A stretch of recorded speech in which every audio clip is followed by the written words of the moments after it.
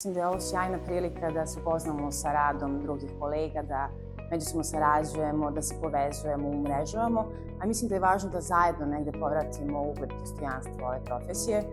Mislim da je kontekst prosto tako da se nastavnik često osjeća usamljeno, a ovo je prilika negde da ne samo mapiramo primere dobre prakse, već i da pomerimo granice onome što radimo.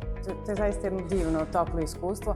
Imam osjećaj da se čitava zajednica nekako pokrenula da nas podrži i to zaista daje neku snagu i motivaciju za dalje. Imamo prilike da čujemo iskustva nekih koji već 10 godina nisu u školskom sistemu, ali se vraćaju i to je negde za nas vrlo inspirativno. Da, naravno, mislim da je u ovom polufinalu zaista 15 divnih ljudi koji menjaju svetove u svojim učionicama. Mi smo se negde već u samom procesu prepoznali, bodrili i ideja je da nastavimo saradnju kroz neke projekte, da povežemo svoja mesta u kojima radimo, da povežemo svoje učenike, tako da svakako da.